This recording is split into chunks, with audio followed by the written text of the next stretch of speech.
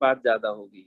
We will talk about chronic liver disease, right. Chronic का मतलब जो चीज काफी लॉन्ग स्टैंडिंग हो। Chronic liver disease, chronic liver disease देख लेते हैं। जब हम लोगों ने कहा था किसी को लिवर प्रॉब्लम है, लिवर डिजीज है या इन्फ्लामेशन है, तो हम लोगों ने यहाँ पे कह दिया था आगे चल के लिवर फेलियर भी हो सकता है, राइट। इन्फ्लामेशन है तो हम लोग कह देते हैं हेपेटाइटिस है। आगे चल के उसमें और डैमेज होगा तो लिवर फेलियर होगा। तो पहले भी हम लोगों ने बात किया था, इसको हम लोगों ने टाइम ड्यूरेशन के अकॉर्डिंग डिवाइड कर लिया था।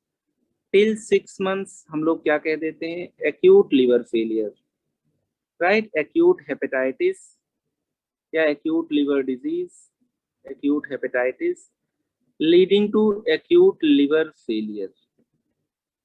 बट अगर ड्यूरेशन और ज्यादा है, राइट, अगर मान लीजिए मैंने कह दिया यहीं पे ड्यूरेशन ग्रेटर देन 6 मंथ्स है, तो हम लोग अगर मान लो लिवर में इन्फ्लेमेशन है तो हम लोग कह देते हैं chronic hepatitis.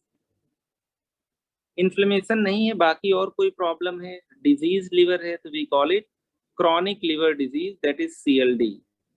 CLD that is chronic liver disease. आगे चल के ये आपका लिवर फेल हो सकता है, right, over period of time. हम लोग कहते हैं एंड स्टेज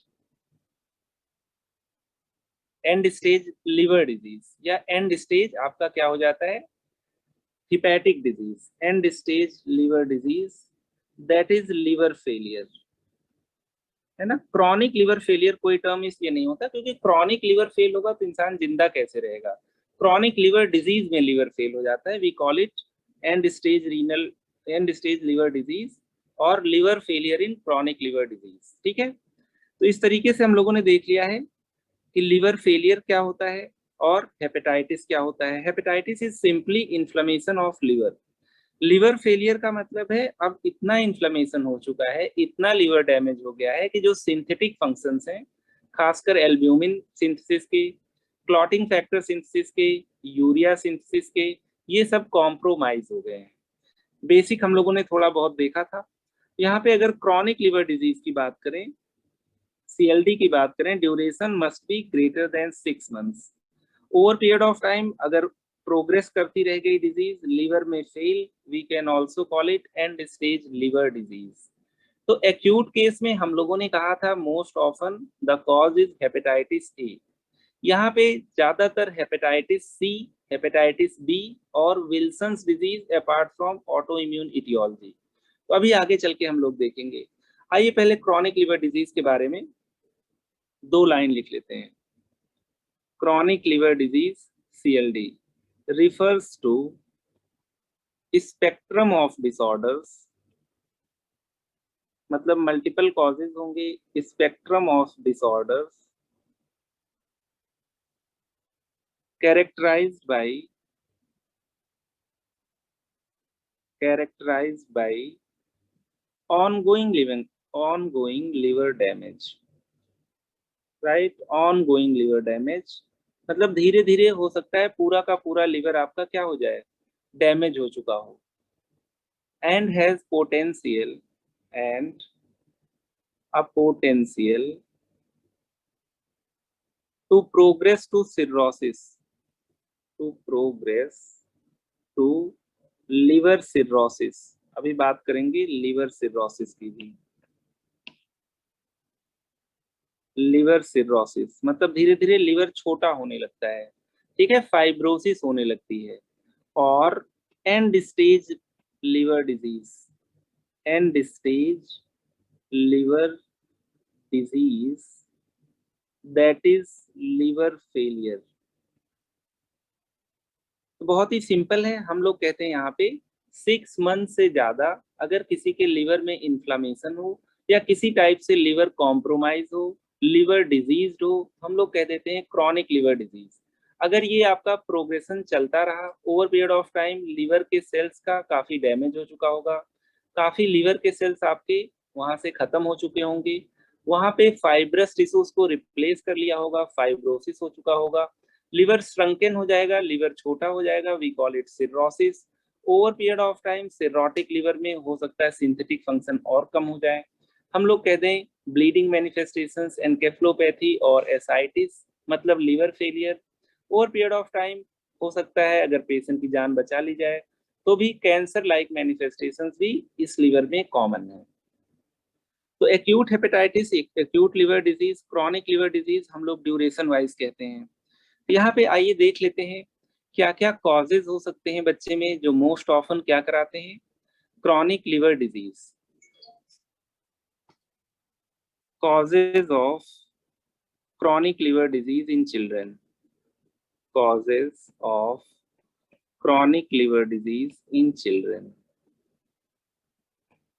बहुत ही सिंपल है, एक चार्ट ले लेते हैं फिर वहीं से एक्सप्लेन करते रहते हैं।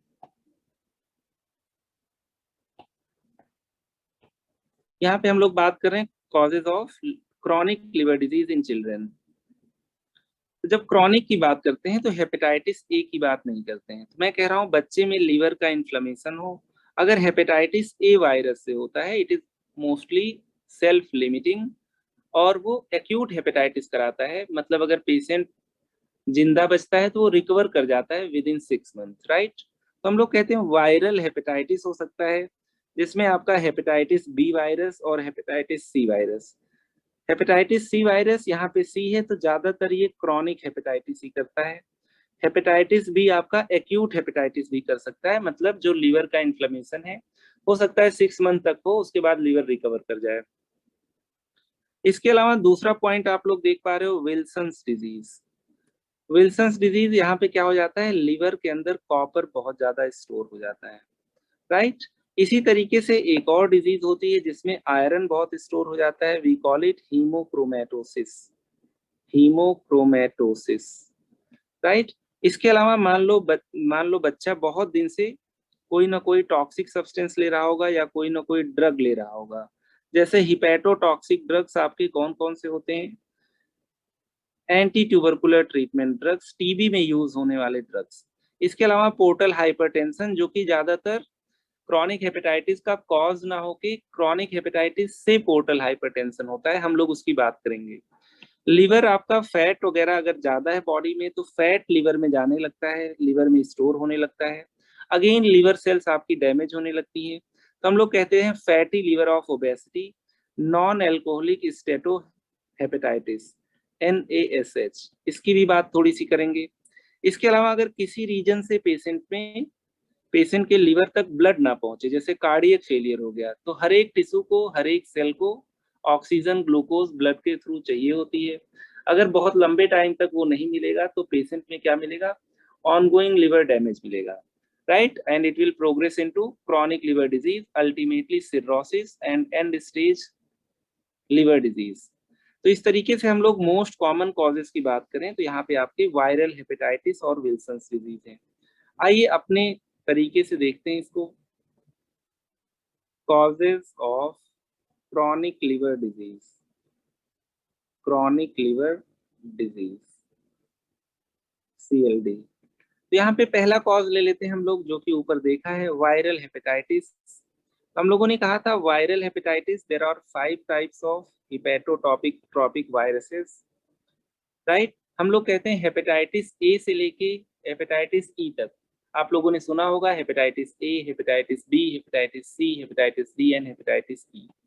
यहाँ पे हम लोग बात कर रहे हैं hepatitis B and hepatitis C, ये ज्यादा कॉमन है, ठीक है। यहाँ पे अगर हम लोग बात करें हेपेटाइटिस ए क्या कराता है तो ये आपका एक्यूट हेपेटाइटिस कराता है, 6 महीने तक इसकी हेपेटाइटिस नहीं होगी। बाकी हेपेटाइटिस बी और हेपेटाइटिस सी आपके क्रॉनिक हेपेटाइटिस करा सकते हैं। Hepatitis B can cause both acute and chronic hepatitis B, acute and chronic hepatitis. Hepatitis C mostly causes chronic hepatitis, और अगर chronic बहुत लंबे टाइम से लीवर में प्रॉब्लम होगी हम लोग कह देते हैं that is chronic liver disease। यहाँ पे कैसे याद करते हैं इस प्रॉब्लम को, इस प्रोसेस को, हेपेटाइटिस सी और यहाँ पे chronic, right, C for hepatitis C and C for chronic। तो अगर कोई कहे कि हेपेटाइटिस ए किसी को 6 महीने तक है, इट इज नॉट पॉसिबल, चाहे पेशेंट रिकवर कर जाएगा या पेशेंट शहीद हो जाएगा, राइट। अगर हेपेटाइटिस बी है तो एक्यूट हो सकता है, खुशनसीब है कि वो रिकवर हो गया, या हो सकता है रिकवर ना हो, ओवर पीरियड ऑफ टाइम 6 महीने से ज्यादा का ड्यूरेशन हो जाए, ऑन गोइंग लिवर डैमेज होता रहे, और हम लोग लेबल करते हैं कि यहाँ पे पेशेंट क्रॉनिक हेपेटाइटिस से सफर कर रहा है। अगर हेपेटाइटिस सी की बात करें तो हेपेटाइटिस सी ज्यादातर क्रॉनिक हेपेटाइटिस ही कराता है, एक्यूट मैनिफेस्टेशंस रेयरली आते हैं। हल्का फुल्का लीवर में इन्फ्लेमेशन होता है, हल्का फुल्का लीवर में पेन होता है, और आपके लीवर एंजाइम्स एसजीपीटी और एसजीओटी इंक्रीज होते हैं। तो पहला आपका वायरल हेपेटाइटिस है, जिसमें हेपेटाइटिस बी एंड सी ये सबसे ज्यादा कॉमन है। दूसरा जो सबसे इंपॉर्टेंट है कॉज यहाँ पे, that is Wilson's disease, right. हम लोग कह देते हैं मेटाबॉलिक प्रॉब्लम। लिवर काफी चीजें स्टोर करता है, लेकिन उसको स्टोर इसलिए करता है, चाहे वो ग्लाइकोजन ही क्यों ना हो ग्लूकोज से, ताकि जब बॉडी को जरूरत हो तो उसे रिलीज कर दे। यहाँ पे second we have metabolic problems. Metabolic problems, तो लिवर के क्या होते हैं, कुछ स्टोरेज फंक्शंस होते हैं। लिवर के स्टोरेज फंक्शंस, जैसे मान लीजिए अगर मैं आपसे बात करूं कि बॉडी में आयरन कहाँ स्टोर होता है, तो हम लोग कहते हैं लिवर में। मान लीजिए मैंने कह दिया बॉडी में विटामिन ए कहाँ स्टोर होता है, अगेन लिवर में। तो जो विटामिन और मिनरल्स होते हैं, माइक्रो न्यूट्रिएंट्स होते हैं, वो ज्यादातर लिवर में स्टोर होते हैं। लेकिन लिवर क्या करता है, चीजों को स्टोर करता है, जब बॉडी को रिक्वायरमेंट होती है तो रिलीज कर देता है। मान लीजिए किसी का लिवर है, लिवर के अंदर आयरन है, कॉपर है, ग्लाइकोजन है, फैट है, एसेट्रा, राइट। तो लिवर क्या करता है, इन सब्सटेंसेस को स्टोर करता है, राइट। स्टोर करके इनको क्या करता है, जब बॉडी को जरूरत होती है तो रिलीज करता है, राइट। मान लीजिए बॉडी को जरूरत है आयरन, यहाँ पे क्या हो गया, रिलीज। आयरन रिलीज होगा, बोन मैरो के पास जाएगा, और बोन मैरो के पास जाएगा तो क्या कराएगा, हीमोग्लोबिन फॉर्मेशन। तुम लोगों को पता है अगर किसी को आयरन कम हो तो हीमोग्लोबिन कम हो जाता है। तो क्या करता है आयरन, बोन मैरो के पास जाके हीमोग्लोबिन की सिंथेसिस करवाता है। तो इसका मतलब क्या है, आयरन यहाँ से रिलीज हुआ है, हमेशा के लिए यहाँ स्टोर नहीं हुआ है। इसी तरीके से अगर मैं यहाँ पे दूसरे सब्सटेंस की बात करूँ, ग्लाइकोजन, ग्लाइकोजन यहाँ पे स्टोर हुआ है, जब बॉडी को जरूरत होगी तो यहाँ पे क्या होगा, ग्लूकोज रिलीज करेगा, और सेल्स ग्लूकोज को यूज कर लेंगी, right. Cells can use the glucose. तो हम लोग जैसे रात में, नाइट में जब सो जाते हैं तो उस समय खाना तो नहीं खा रहे होते हैं, ब्लड ग्लूकोज लेवल फॉल कर जाना चाहिए, लेकिन क्योंकि आपके पास फंक्शनल लिवर है, उसने ग्लाइकोजन स्टोर कर रखा है, इसलिए वो जितना रिक्वायरमेंट होता है उतना क्या करता है, उतना ग्लूकोज ग्लाइकोजन से रिलीज करता रहता है। तो हम लोग कह रहे हैं लिवर के कुछ स्टोरेज फंक्शंस होते हैं, राइट। लिवर बहुत सारी चीजों को स्टोर किए रहता है, जब बॉडी में रिक्वायरमेंट होती है तो इसको रिलीज कर देता है, राइट। जैसे आयरन हो गया, कॉपर हो गया, फैट हो गया, ग्लाइकोजन हो गया। लेकिन कभी कभी क्या होता है, मेटाबॉलिज्म गड़बड़ हो जाता है, राइट। कुछ आपके रिसेप्टर्स खराब हो जाते हैं, कुछ ट्रांसपोर्टर्स खराब हो जाते हैं, जो यहाँ से इसको ले नहीं जा पाते। तो ओवर पीरियड ऑफ टाइम क्या होगा, लिवर के अंदर इन सब्सटेंसेस का एक्यूमुलेशन ज्यादा हो जाएगा। अगर ये सब्सटेंस एक्यूमुलेट हो जाएंगे तो लिवर सेल का डैमेज होगा, वहां पे इन्फ्लेमेशन होगा।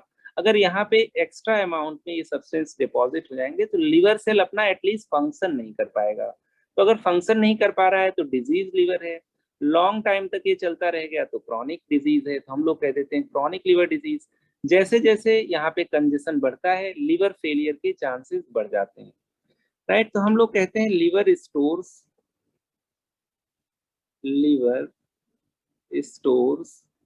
Multiple things, example iron, copper, glycogen, glycogen आपका ग्लूकोज का पॉलीमर है, and release these things and release these things when needed by body, when needed by body cells, right. But in few metabolic diseases, but in few metabolic diseases, these substances may not be released, therefore accumulate in liver, and cause liver damage, ज्यादातर इसमें वक्त लग जाता है, धीरे धीरे liver damage होता है। तो हम लोग कहते हैं मोस्ट ऑफन ये क्या कराते हैं, chronic liver disease, and it they lead to chronic liver disease. कितना सिंपल है ये सब चीजें, है ना। लिवर चीजों को स्टोर जरूर करता था, लेकिन एक लिमिट तक स्टोर कर सकता है, उसके बाद जब बॉडी को जरूरत लगी तो उसको रिलीज कर दिया।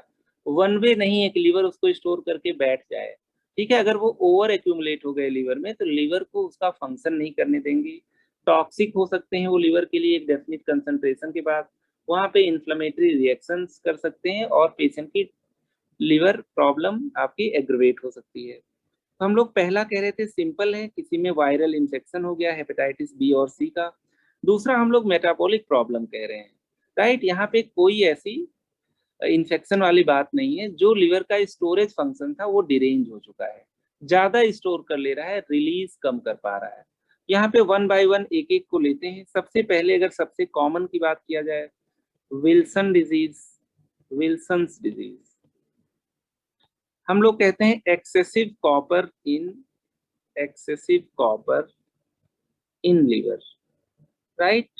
और इसकी वजह से क्या होगा, this will do liver damage, liver damage होगा, इन्फ्लेमेशन होगा, लंबे टाइम तक करेगा। तो ये क्रॉनिक लिवर डिजीज का एक इटियोलॉजी है।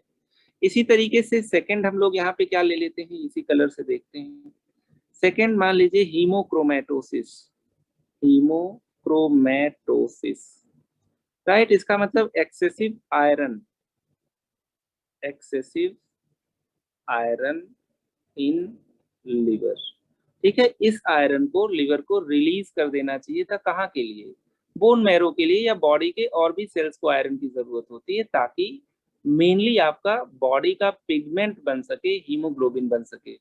और आइए थर्ड देख लेते हैं। यहाँ पे थर्ड हम लोग कह देते हैं यहाँ पे पेशेंट का लिवर क्या स्टोर करता है, ग्लाइकोजन स्टोर करता है, राइट। तो मैं कह दे रहा हूं यहाँ पे ग्लाइकोजन स्टोरेज डिसऑर्डर्स ढेर सारे होते हैं, ग्लाइकोजन स्टोरेज डिसऑर्डर्स। यहाँ पे मैं कह दे रहा हूँ लिवर के अंदर जो ग्लाइकोजन है वो रिलीज नहीं हो पाएगा। ग्लाइकोजन किस फॉर्म में रिलीज होता है, ग्लूकोज के फॉर्म में, राइट। तो अगर ग्लाइकोजन स्टोरेज डिसऑर्डर होगा तो ये प्रोसेस आगे नहीं हो पाएगा। इसका मतलब ग्लाइकोजन लिवर के अंदर स्टोर हो जाएगा और लिवर को अपना फंक्शन नहीं करने देगा। इसी तरीके से लिवर थोड़ा बहुत फैट भी स्टोर करता है। अगर ये फैट लिवर में बहुत ज्यादा एक्यूमुलेट हो जाए तो हम लोग कह देते हैं फैटी लिवर है, राइट। हम लोग कह देते हैं आगे चल के इसकी वजह से इन्फ्लेमेशन होगा, स्टेटोहेपेटाइटिस कह सकते हैं, right. Accumulation of fat, accumulation of fat, तो हम लोग इसी को कह देते हैं फैटी लिवर, या हम लोग इसी को कह देते हैं स्टेटोहेपेटाइटिस। आगे चल के इन्फ्लेमेशन कराएगा स्टेटोहेपेटाइटिस। जैसे मान लीजिए कोई इंसान बहुत ज्यादा ड्रिंक करता है, तो पहले यही प्रोसेस होता है, पहले लिवर के अंदर एक्स्ट्रा फैट इकट्ठा होने लगता है। ओवर पीरियड ऑफ टाइम धीरे धीरे जैसे इन्फ्लेमेशन बढ़ता है, लिवर सेल्स डैमेज होते रहते हैं, liver cells gate replaced by fibrous tissue, fibrosis हो जाती है, हम लोग कहते हैं सिरोसिस है। आगे चल के कभी भी लिवर फेलियर हो सकता है, राइट। अब ऐसा नहीं कि बच्चा दारू पीने लगेगा इसकी वजह से फैट इकट्ठा हो जाए। फैट अगर बॉडी में ज्यादा होगा तो इकट्ठा हो सकता है लिवर में जाके, ठीक है। हम लोग इसी को कह देते हैं non alcoholic fatty liver disease, right. Steatohepatitis हम लोग कहते हैं if no intake of alcohol, ये वर्ड बड़ों के लिए है, बच्चा तो वैसे भी एल्कोहल नहीं लेगा। तो हम लोग यहाँ पे क्या कह देते हैं, non alcoholic fatty liver disease, non alcoholic fatty liver disease, non alcoholic fatty liver disease, NAFLD। बहुत बड़ा सा टर्म है, लेकिन मतलब यही है कि लीवर में फैट स्टोर हो गया हो जबकि कोई अल्कोहल की हिस्ट्री ना हो। अल्कोहल बीच में इसलिए आ रहा है क्योंकि ज्यादातर फैटी लिवर अल्कोहलिक्स में होता है। इसी का एक और नाम है, दूसरा नाम है हमारे पास नैस, नॉन एल्कोहलिक स्टेटोहेपेटाइटिस। वही बात है, फैट को हम लोग स्टेटो कहते हैं, इसकी वजह से इन्फ्लेमेशन होगा, सेम थिंग है। नॉन एल्कोहलिक स्टेटोहेपेटाइटिस, स्टेटो का मतलब फैट, सेम थिंग है। तो यहाँ पे होगा क्यों बच्चों में, अल्कोहल तो पी नहीं रहा है बच्चा, इसलिए हम लोगों ने इसकी टर्मिनोलॉजी भी नॉन एल्कोहलिक रखा हुआ है। अगर बच्चा बहुत ओबीज हो, राइट, बहुत ज्यादा फैट इनटेक लेता हो, काम धाम कुछ ना करता हो, स्पोर्ट्स एक्टिविटी में उसका मन ना लगता हो, राइट, हम लोग कहते हैं मेन रीजन यहाँ पे ड्यू टू ओबेसिटी, मोटापा, राइट। अगर एक्स्ट्रा फैट होगा तो कहीं ना कहीं तो आपका डिपॉजिट होगा। अगर वो एडिपोज टिश्यू के अलावा लिवर में डिपॉजिट हो जा रहा है तो लिवर कोई फंक्शंस को नहीं होने देगा। Plus anything in excess can be toxic, तो यहाँ पे कुछ ना कुछ टॉक्सिसिटी भी होगी, कुछ ना कुछ इन्फ्लेमेशन भी होगा, और जहाँ पे इन्फ्लेमेशन होगा वहाँ पे टिश्यू डैमेज भी होगा। तो हम लोग बात कर रहे हैं क्रॉनिक हेपेटाइटिस की, खासकर मेटाबॉलिक प्रॉब्लम की बात करें तो विल्सन डिजीज बहुत कॉमन है। इसके अलावा हीमोक्रोमेटोसिस हो सकता है, ग्लाइकोजन स्टोरेज डिजीज हो सकता है, और फैट स्टोरेज डिजीज हो सकता है जिसमें एबनॉर्मली लिवर के अंदर ज्यादा फैट डिपॉजिट हो जाए। वी कॉल इट स्टेटोहेपेटाइटिस, क्योंकि यहाँ पे अल्कोहल से कोई रिलेशन नहीं तो we call it non alcoholic steatohepatitis और non alcoholic fatty liver disease, NAFLD। ठीक है, this is most often due to obesity. यहाँ तक बिल्कुल सिंपल है। इसके अलावा ऑटो इम्यून तीसरा रीजन हो सकता है, जहां दिमाग काम करना बंद कर दे वहां पे एक रीजन आप लोग ऑटो इम्यून ला सकते हो कि अपनी ही इम्यूनिटी अपने ही लिवर को डैमेज करेगी। Auto immune hepatitis, autoimmune hepatitis, जैसे मान लीजिए मैंने कह दिया कोरोना वायरस आपकी बॉडी में चला गया, तो आपके इम्यून सिस्टम की रेस्पॉन्सिबिलिटी है कि उस वायरस को डैमेज करे, लेकिन आपके इम्यून सिस्टम की ये रेस्पॉन्सिबिलिटी नहीं कि अपने ही लीवर को डैमेज कर लो, राइट। तो हम लोग कहते हैं आवर ओन इम्यूनिटी,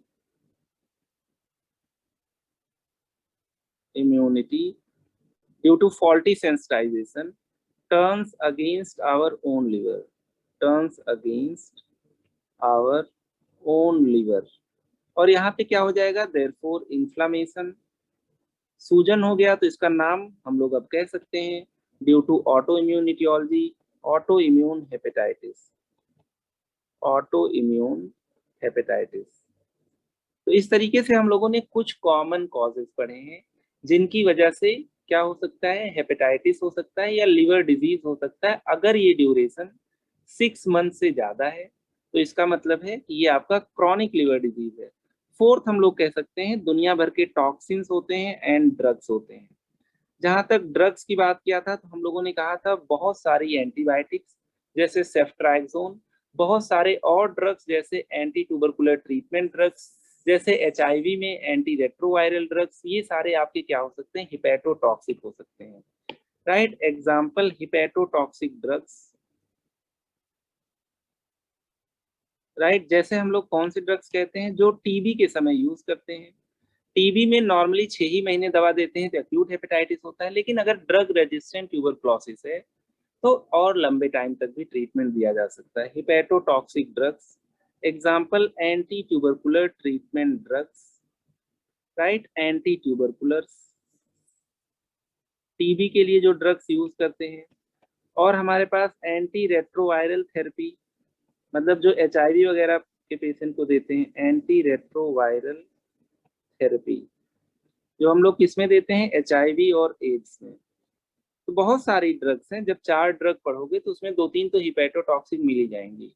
अगर पेशेंट में किसी ना किसी रीजन से क्रॉनिक ड्रग इंटेक है तो लंबे टाइम तक लिवर डैमेज होगा और हम लोग कह देते हैं पेशेंट में हेपेटाइटिस है। कभी मत भूलो ज्यादातर एंटी एपिलेप्टिक ड्रग्स हिपैटोटॉक्सिक होती हैं, और एंटी एपिलेप्टिक ड्रग्स केवल एक दिन नहीं चलती। दौरे की दवा, एपिलेप्सी की दवा, सीजर की दवा, और यहाँ पे मेनली हमारे पास क्या होता है, वेल्प्रोएट, वेलप्रोएट मतलब वेलप्रोइक एसिड, सोडियम वेलप्रोएट। तो इस तरीके से हम लोगों ने उन मेन कॉजेज को देखा है जो पेशेंट में क्या करा सकते हैं, क्रॉनिक हेपेटाइटिस करा सकते हैं। ठीक है, first of all we discussed viral hepatitis, mainly hepatitis B C, metabolic problems जिसमें हम लोग बहुत डिटेल में पढ़ने वाले हैं, विल्सन्स डिजीज को जहाँ पे कॉपर डिपॉजिट हो जाएगा, फिर हमारे पास हीमोक्रोमेटोसिस है, ग्लाइकोजन स्टोरेज डिजीजेस है, एक्यूमुलेशन ऑफ फैट है, steatohepatitis, non alcoholic fatty liver disease और नेस, ऑटो इम्यून हेपेटाइटिस है, अपनी इम्यूनिटी अपने अगेंस्ट है, कुछ टॉक्सिन्स और ड्रग्स हो सकते हैं। हम लोगों ने टॉक्सिन में एक मशरूम की भी बात किया था, एमानिटा फाइलॉइडिस। तो इस तरीके से हम लोगों ने इटियोलॉजी देखा है, थोड़ा सा पैथोजेनेसिस देखते हैं और फिर उसके बाद विल्सन्स डिजीज देखते हैं। पैथोजेनेसिस, तो हम लोग कहते हैं यहाँ पे क्रॉनिक इन्फ्लेमेशन है, क्रॉनिक इन्फ्लेमेशन या डैमेज ऑफ लिवर, राइट। तो मैंने मान लिए यहाँ बना दिया पेशेंट के लिवर में क्रॉनिक इन्फ्लेमेशन है, ठीक है, ग्रेटर देन 6 मंथ्स। ठीक है, तो यहाँ पे पहले क्या होता है, पहले यहाँ पे फैट स्टोर होने लगता है, फैट को लिवर क्लियर नहीं कर पाता है, हम लोग कह देते हैं यहाँ पे फैट ग्लोब्यूल्स डिपॉजिट हो जाते हैं, राइट। ये आपका फैट है, तो हम लोग कह देते हैं फैटी लिवर हो गया ज्यादातर केसेस में। और हम लोग कहेंगे यहाँ इन्फ्लेमेशन भी है, steatohepatitis, this can be called as steatohepatitis. Steato का मतलब फैट, हेपेटाइटिस। आगे चल के अगर ऑनगोइंग लिवर डैमेज है तो liver cells will get replaced by fibrous tissue. If ongoing liver damage, ongoing liver damage, तो क्या हो जाएगा, लिवर सेल्स आपकी डिक्रीज हो जाएंगी, ठीक है, बचेंगी ही नहीं, फाइब्रस टिश्यू इंक्रीज हो जाएगा, राइट। फाइब्रस टिश्यू मतलब यहाँ पे फाइब्रोसिस हो जाएगी। अगर फाइब्रोसिस हो जाएगी तो लिवर क्या हो जाता है, small and shrunken liver, it can cause small and shrunken liver, छोटा सा लिवर हो जाएगा, राइट। कुछ इस तरीके से दिखा दे रहे हैं, nodular liver, small and shrunken, हम लोग इसी को कहते हैं known as liver cirrhosis, right. Fibrotic liver, small and shrunken liver, हम लोग कह देते हैं लिवर सिरोसिस। और जैसे जैसे यहाँ पे सिंथेटिक फंक्शंस और डिक्रीज कर जाएंगी over period of time, over period of time synthetic functions increase, synthetic functions decrease, ठीक है, कम हो जाएंगे।